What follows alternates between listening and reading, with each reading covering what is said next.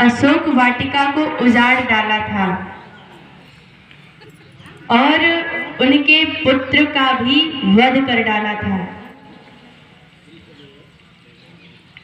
इस बात से क्रोधित होकर के रावण ने हनुमान जी को अपने सभा में बुलाया और सभा में बुला करके उनसे पूछा गया, क्यों रे बंदर,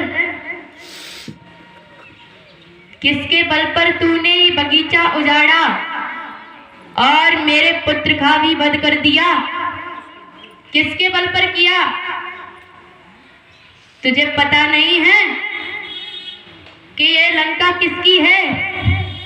मेरी लंका है और मेरे घर में घुस करके तूने फल खाए, वाटिका भी उजाड़ डाली और मेरे पुत्र का भी वध कर डाला। आप विचार करो कितनी जबरदस्ती है बाबा की कि दूसरे के घर में गए और उसी को मारा, उसी को पीटा, उसी के घर से खाया, भोजन भी किया। रावण ने कहा, अंग भंग कर पठइये बंदर, बंदर के अंग भंग कर दिए जाएं। और जैसे ही अंग भंग करने का नाम लिया तो हनुमान जी बाबा ने कहा, अरे भैया ये तो गड़बड़ हो गई। रावण ने अंग भंग करने के नाम लिए हैं पर नाम नहीं लिया कौन सा अंग भंग किया जाएगा, कौन सा अंग काटा जाएगा। और अंग के नाम लिए हैं तो कहीं अपनी बहन सूर्पणखा की याद आ गई तो भैया और एक मामला गड़बड़ हो जाएगा। तो हनुमान जी ने एक उपाय सोचा, क्या कटवा के जाएं? कान कटवा जाएंगे तो बुरी बात है, नाक कटवा जाएंगे तो बुरी बात है। तो हनुमान जी ने हाथ पैर सब अंग देखे अपने कौन सा कटवाने के लायक है, तो कुछ नहीं मिला उन्हें। तो उन्होंने कहा, ये पूंछ ही एक व्यर्थ का अंग है, इसका ही कोई काम नहीं है। तो हनुमान जी ने क्या उपाय सोचा, पूंछ को लिया, पूंछ को पकड़ा अपने हाथ से और बार बार उस पूंछ को ही चूमते हैं। बार बार पूंछ को आंखों में लगाए, मुंह में लगाए, अपने गालों पे लगाए। तो रावण समझ गया, कपि के ममता पूंछ पर, सबई कहाँ समझाए। समझ गया बंदर की ममता किस पे? पूंछ पे। देखो मैंने अंग भंग करने के नाम लिए तो बंदर को और कोई अंग ही याद नहीं आया, केवल पूंछ ही याद आई। क्यों? क्योंकि हम किसी बस में हम यात्रा करते हैं तो चोर लोग कहते हैं कि भाई अपने अपने सामान को सुरक्षित रखना, और जैसे ही यात्री अपनी जेब पर हाथ रखते हैं और उनकी निगाह पहुंच जाती है इस यात्री के इस जेब में पैसे हैं। जेब हमारी कैसे कटती है? अपने तरीके से कटती है। हम बता देते हैं उनको कि हमारे पैसे कहाँ रखे हैं। वो कहते हैं कि भाई यात्री अपना अपना सामान की स्वयं रक्षा करे। जैसे ही हम अपने सामान पर नजर डालते हैं, हाँ सुरक्षित है, और चोर की निगाह रहती है, भाई इसने अपनी आंखों को कहाँ फेरा, अपने हाथ को कहाँ रखा, पैसे इसी जेब में हैं। ऐसे हम खुद करके चोरी करवा के आते हैं। तो ऐसे ही बजरंगबली बाबा ने रावण ने कहा कि बंदर के अंग भंग कर दो। और जैसे अंग भंग करने के नाम लिए तो हनुमान जी ने पूंछ पकड़ी, और पूंछ पकड़ी तो रावण समझ गया कि कपि के ममता पूंछ पर, कि बंदर को और तो कोई अंग याद आया ही नहीं, पूंछ ही याद आई, तो इसे तो पूंछ ही प्यारी होगी, इसलिए इसकी पूंछ ही काटवा डालो। और लेकिन हनुमान जी ये भी सोचते हैं कहीं ये पूंछ को कटवा न डाले। तो हनुमान जी बाबा ने सरस्वती जी को प्रेरित किया, सरस्वती जी को सुमरा और कहा, देवी अब तो तुम्हारे हाथ में है, बात तुम ही संभालो। जैसे तुमने औरों की बुद्धि फेरी है, कुंभकर्ण की बुद्धि फेरी, इंद्रासन मांग रहा था, निंद्रासन दिलवा दिया। वैसे ही ये रावण कहीं पूंछ ना कटवा डाले। और रावण को हनुमान जी की पूंछ से बड़ी ही चिढ़ थी। क्यों? क्योंकि लंका हमारी और पूंछ इसकी। हमारी लंका में हमारी पूंछ होनी चाहिए थी, इसकी पूंछ कैसे है? पूंछ शब्द में श्लेष है। एक अंग को तो पूंछ कहते भी हैं और समाज में लौकिक प्रतिष्ठा को भी पूंछ कहते हैं। लोग प्रशंसा करते हैं ना, कहते भाई इन्हें आप साधारण आदमी समझते हो, इनकी समाज में बहुत पूंछ है। प्रशंसा करने में कहते हैं कि नहीं कहते हैं? भाई तुमने हमको कोई हल्का समझा रखा है क्या? हैं? हमारी कोई पूंछ नहीं है। औरों से भी पूछो तो प्रशंसा करने में वो बड़े ढंग से बताते हैं, भैया उन्हें आप वैसे ही मन समझना, साधारण आदमी मन समझना, उनकी तो बड़ी पूंछ है। और कई लोग तो ये भी बोल देते कि भैया इनकी यहाँ से लेकर वहां तक पूंछ है। और हम बड़ी खुश हो जाते हैं कि भाई हमारी पूंछ है। खुश होते हैं कि नहीं कि भाई हमारे भी पूंछ है। और झगड़ा भी इसी बात का है कि हमारी पूंछ नहीं है। झगड़ा भी किस बात का है कि हमारी पूंछ नहीं है। आज देखो पुराने जमाने में बड़े बुजुर्गों का कितना आदर किया जाता था, कितना सम्मान किया जाता था, लेकिन आजकल बड़े बूढ़ों की कोई औकात रही है घर में। आज तो जो 4 पैसा कमाएगा ना वही सबसे बड़ा हो जाता है घर में। आज 4 पैसा कमाने वाला बड़ा हो जाता है। वृद्ध व्यक्ति तो किसी काम का नहीं है, कह देते हैं पड़े रहो, किसी काम के नहीं हो, बड़े भैया आ जाने दो, वो फैसला करेंगे। क्यों? बड़े भैया 4 पैसे कमा रहे हैं इसलिए उनके घर में चल रही है। तो बड़े बुजुर्ग बड़े उदास मन से घर के दरवाजे पर ही अपनी कुर्सी खटिया चारपाई डाल के बैठ जाते हैं। कभी कभी तो इतने उदास होते हैं कि उनसे पूछो भाई क्या बात है, तो बोलते भी नहीं, कुछ नहीं, बात ही नहीं करना पसंद करते। क्यों? जब उनसे ज्यादा कहो कि भाई बताओ कुछ तो बात है, आप तो ऐसे पहले कभी उदास बैठते ही नहीं थे, आज क्या बात है? तो कहते हैं बड़े उदास मन से, भाई अब इस घर में हमारी कोई पूंछ नहीं रही। झंझट ही है इस पूंछ का कि अब हमारी पूंछ नहीं रही। और लोग प्रशंसा भी इसी बात की करते हैं कि भाई इनकी बड़ी पूंछ है।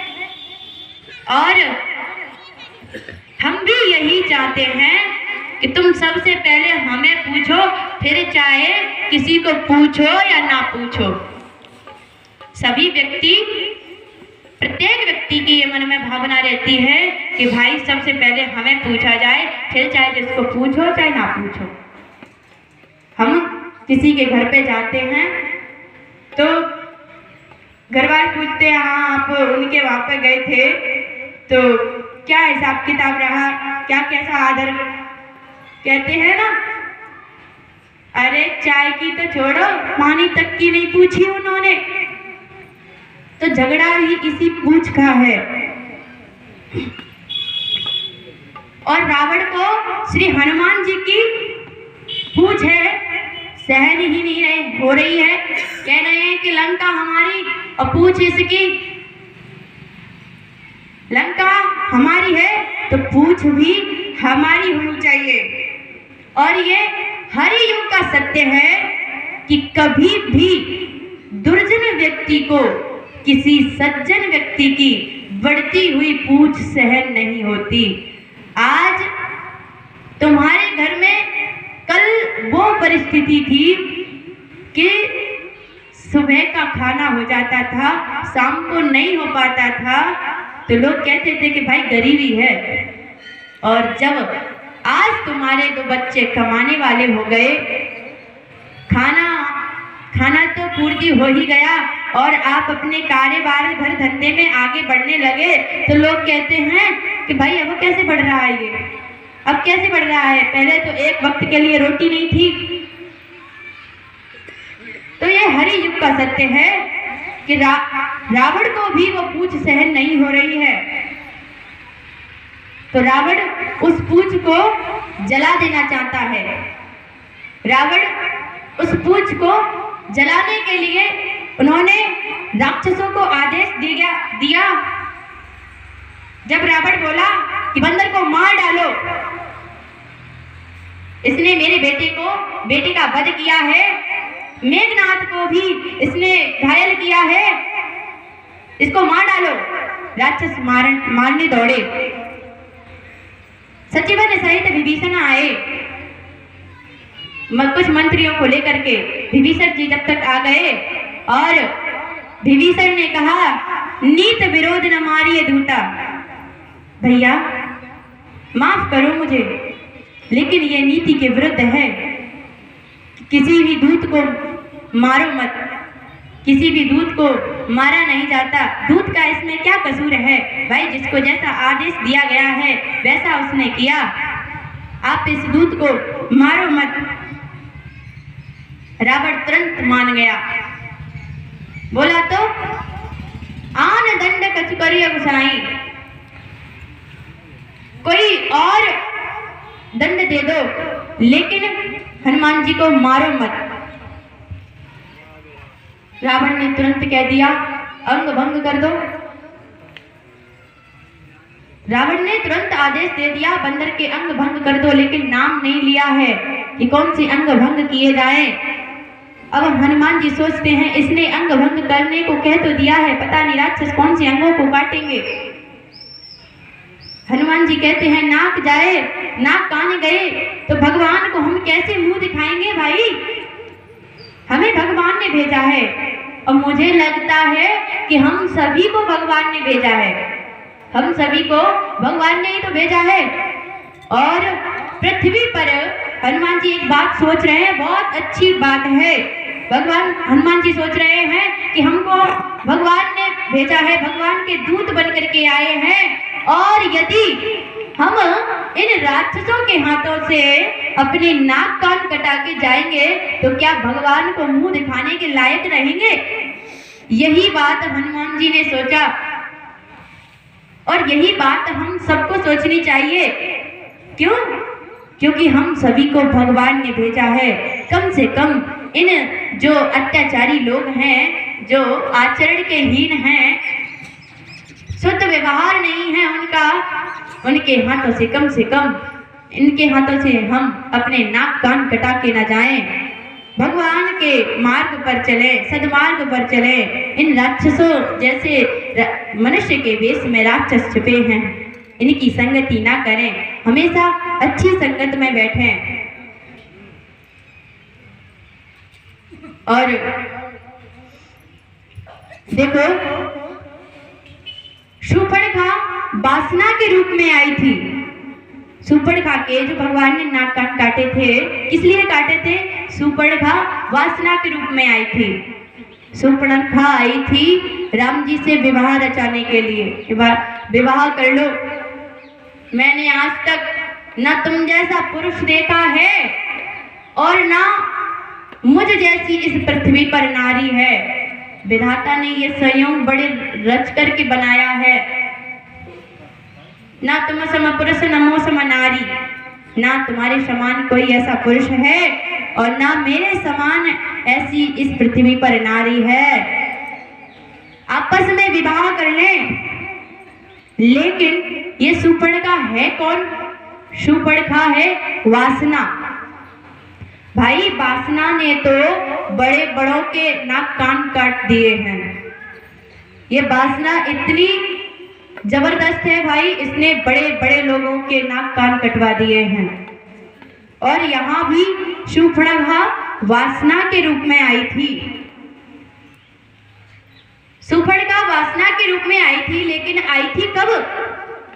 सत्संग करने के बाद राम जी ने पंचवटी पे बैठ करके सत्संग किया।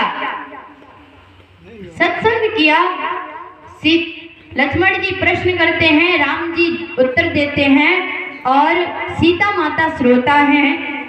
तीनों का सत्संग होता है, भक्ति ज्ञान वैराग्य का। तीनों का सत्संग हुआ और सत्संग के बाद शूर्पणखा आई। सत्संग के से पहले आती तो थोड़ी बात भी बन जाती, लेकिन सत्संग के बाद आई, बात कुछ अटपटी है। क्यों? परीक्षा तो पढ़ाई के बाद ही आती है, सब पढ़े लिखे बैठे हैं। परीक्षा कब आती है? सबसे पहले हम स्कूल में जाते हैं, कॉलेज में जाते हैं, क्या सबसे पहले हमें पेपर करने के लिए दिया जाता है? नहीं, पहले हमें टीचर पढ़ाते हैं। पढ़ाने के बाद हम टीचर कहते हैं कि हमने विद्यार्थी को इतना पढ़ा दिया है, अब इतना पढ़ाने के बाद इसकी टेस्ट ले लें, परीक्षा ले लें, तब इसको आगे पढ़ाएंगे। तो सत्संग हुआ तीनों का, भक्ति ज्ञान वैराग्य का। सत्संग के बाद शूर्पणखा आई। सत्संगी सच्चे हैं कि कच्चे हैं, इस बात का फैसला वासना करेगी। यदि व्यक्ति सत्संग में जाता है तो वह भगवान में रम जाता है, वो इस संसार से दूर हो जाता है, संसार में रह करके भी संसार से पार हो जाता है। और शूर्पणखा आई तो सत्संगी सच्चे थे। लक्ष्मण जी ने नाक कान काट के विरूपीकरण कर दिया, शूर्पणखा का वासना का विरूपीकरण करके पहुंचा दिया। रामचरितमानस का ये प्रसंग बहुत ही बढ़िया है, क्योंकि इस वासना ने ना जाने कितनों के घर उजड़वा दिए हैं। तो सत्संग हमें करना चाहिए। सत्संग से हमारी बुद्धि सद्बुद्धि रहती है। रावण ने कहा, जाओ